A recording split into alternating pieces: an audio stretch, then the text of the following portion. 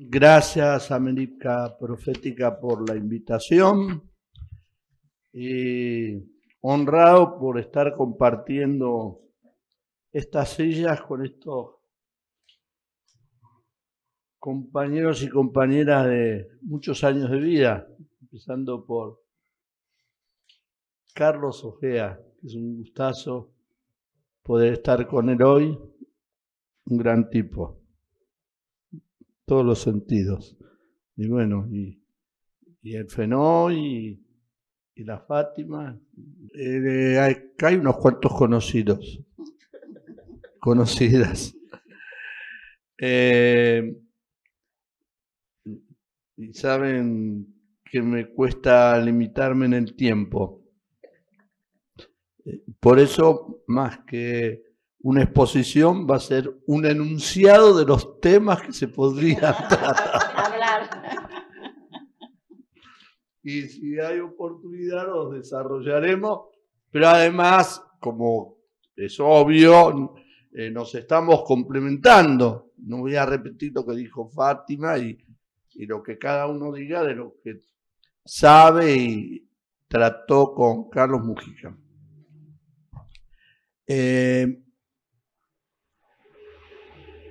Primero, transmitirles la experiencia personal de haber compartido con Carlos Mujica, como lo enunciaba, varios años de seminario. Y desde allí haber compartido juntos el trabajo en pastoral universitaria, en el equipo nacional de pastoral universitaria. Ese fue mi primer trabajo en conjunto y después a partir de ahí muchos otros y toda la trayectoria con Carlos y el movimiento Sacerdotes para el Tercer Mundo. Algo que va a ser novedoso para ustedes y lindo como anécdota. Este es mi barrio de niñez y juventud, cerca de la parroquia Santa Rosa. Yo me formé ahí y de ahí me engancharon para ser cura. Y ahí estamos, 62 años. Desde que me enganchó Saspe hasta ahora. Así que este es mi barrio. Yo pasaba por acá, por Pasco, porque vivía del lado de la parroquia San Cristóbal.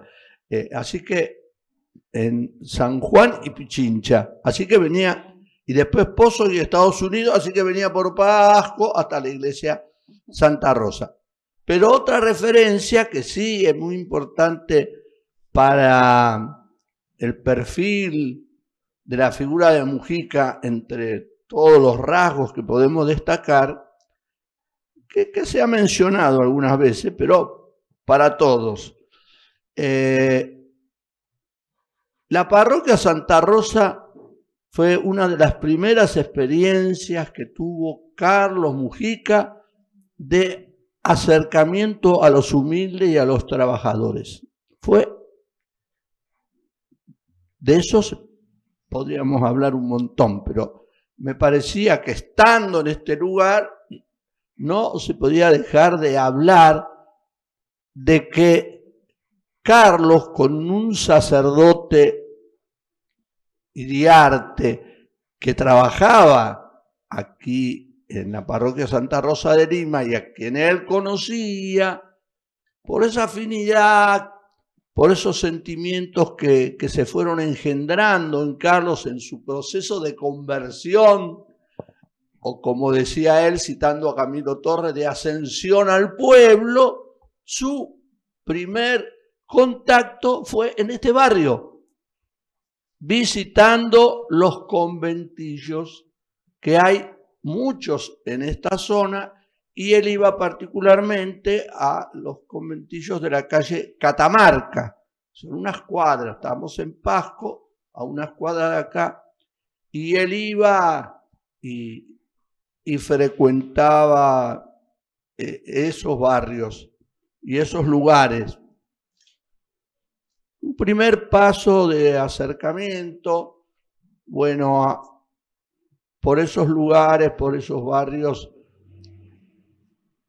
en los que estamos ahora, él tuvo un impacto muy fuerte. Ya me estoy yendo del primer libreto que tenía, porque justamente en estas calles leyó en una pared la leyenda "Viva el cáncer", cuando Evita se estaba muriendo.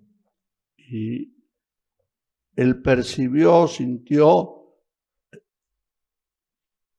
la repercusión que esa enfermedad había tenido en la gente humilde y trabajadora de este barrio que él visitaba, y la euforia y la alegría del barrio donde él vivía, porque se estaba muriendo. No quiero poner calificativos de cómo la llamaban a Evita, ¿no?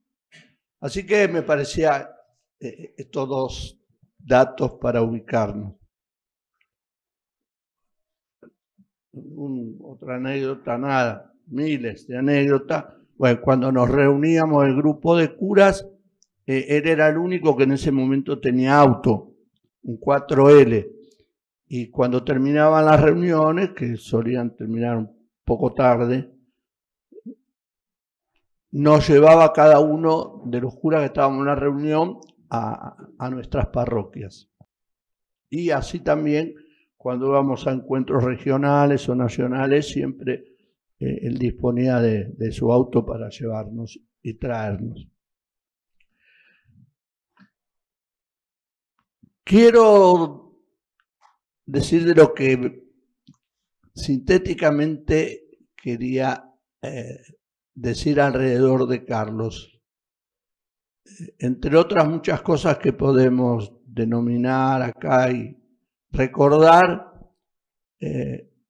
Carlos vivió y funcionó como un profeta. Entonces, esa es la primera afirmación que quiero hacer. Su presencia y su actuación fue profética para los tiempos que vivió, en los lugares que vivió y con quienes compartió su vida. Pero con una particularidad que ya está en el Antiguo Testamento, en el libro de los profetas. No era un profeta solitario, sino que formaba parte de un grupo profético. Así era en el Antiguo Testamento. Así que ese grupo para él fue el movimiento Sacerdotes para el Tercer Mundo, que se originó en el 68 y que efectivamente cumplió ese papel profético en los tiempos que se vivían. Y este es el tercer punto: sacerdote profeta, integrante de un grupo profético en tiempos proféticos. Los 60 son tiempos proféticos. Cada uno de estos títulos que les pongo serían para desarrollar, y llevaría más que los 15 minutos preestablecidos, pero es importante que se interrelacionen los tres. Más allá de la personalidad destacada de Carlos, por su empuje, por su fuerza, por su entrega, por su mística en cada cosa que hacían, ya lo he dicho, pero siempre es simpático recordarlo, por toda esta forma de entregarse en todos los ámbitos, desde el fútbol hasta el estudio, hasta la oración, lo llamaban el bestia. Era un bestia para cada una de esas cosas, ¿no? Y así él se entregaba y se destacaba, los medios de comunicación lo solicitaban, pero era alguien que se sentía formando parte de un cuerpo, de un todo. Aunque se destacaba él, pero él lo hacía y con una gran humildad. Y por eso un título que le ponemos a esta actividad militante, entre la militancia, era un tipo orgánico. Era un tipo orgánico. No hablaba por la suya. Hablaba de lo que leía y que discutía y que aprendía junto con los otros sacerdotes que formábamos parte del movimiento. Y esta no es una virtud habitual, más teniendo las posibilidades que él tenía. Pero es una virtud muy, muy destacada de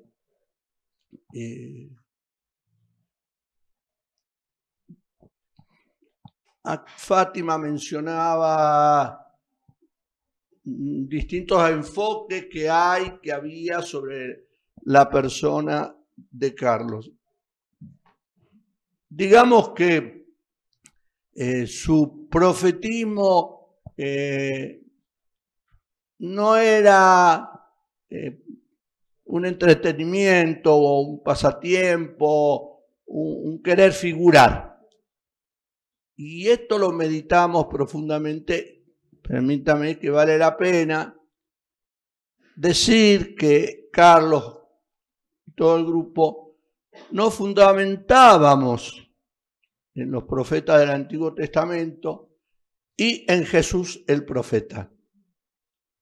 Jesús mismo se asume como profeta y leo de los primeros textos del Evangelio cuando Jesús asume la profecía de Isaías al estar en la sinagoga cuando dice: el Espíritu del Señor está sobre mí, Él me envió a llevar la buena noticia a los pobres, a anunciar la liberación a los cautivos y a devolver la vista a los ciegos, y a dar la libertad a los oprimidos, y proclamar un año de gracia del Señor.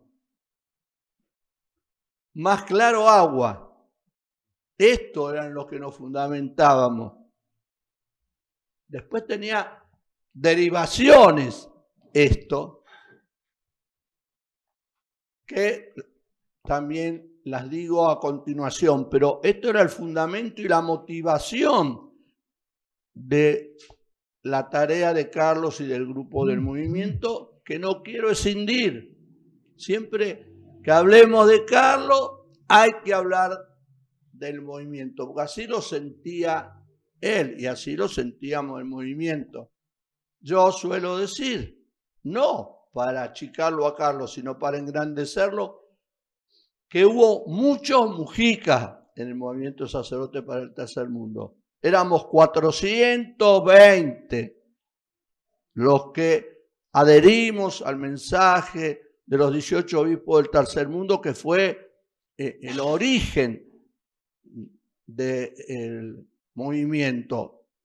Y gracias a Dios había muchos Mujicas. Él se destacó por eso. Entonces, primero, Carlos Mujica, profeta en tiempos proféticos, los tiempos de los 60, guerra de Vietnam, Mayo francés, por sobre todo, además de las transformaciones culturales, sociales y políticas de la época, para muchos lo más destacable fue la revolución cultural que se produjo en ese tiempo en todo el mundo. Luther King, Kennedy, Mayo francés y otros mayos en otros países. Así que esto también es importante. Y este profetismo también lo podemos ver en la palabra de Dios, tanto en el Antiguo como en el Nuevo Testamento. Se vincula necesariamente con la política. En el movimiento, en las discusiones, en los aportes teológicos que se hicieron dentro del movimiento, había un capítulo especial que se llamaba Profecía y Política, que está impreso, bueno, allí en los libros, y como siguiendo a esa línea de reflexión pastoral y política. Entonces, acá hay todo para extendernos largamente sobre esa discusión que está detrás de estas palabras, que si los curas hacen política, si Ojea hace política cuando preside una misa por las madres de la patria. Muchísimo habría, pero profecía y política desde los profetas. ¿Por qué? Fátima decía, profecía es interpretación. Nosotros con Fenoy y Carlos hemos estudiado la profecía, incluye el anuncio, la denuncia y la propuesta. Yo, incluyendo esos elementos, pero tomando por otro lado, la profecía y el profeta son los que interpelan al poder político y religioso establecida en cada época.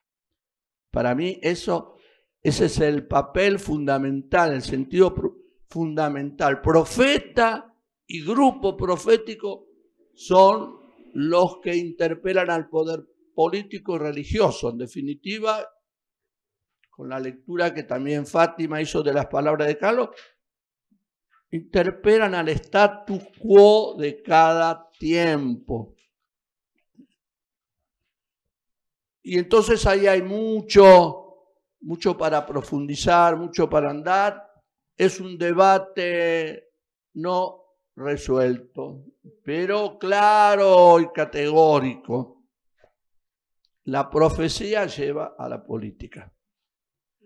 Y el tercer rasgo es que la profecía normalmente lleva al martirio. El auténtico profeta no es aceptado por el status quo, por el poder real establecido, y entonces es cuestionado, es calumniado, es perseguido y normalmente es asesinado, como lo fue Carlos, como fueron los 21 sacerdotes vinculados al movimiento sacerdote para el tercer mundo, que muchos no lo saben. Son 21 los sacerdotes presos, secuestrados y asesinados. Y más de 100 los sacerdotes que fueron tomados presos, torturados, expulsados del país y eran extranjeros, echados del país y eran argentinos, como un premio consuelo para que no los mataran, se tenían que ir del país, y exiliados internos, un montón de sacerdotes que tuvieron que desaparecer voluntariamente para que no los mataran. Así que estos son algunos rasgos, algunos elementos que yo quería proponerles para compartir acerca de Carlos Profeta en un grupo profético en tiempos proféticos. Gracias.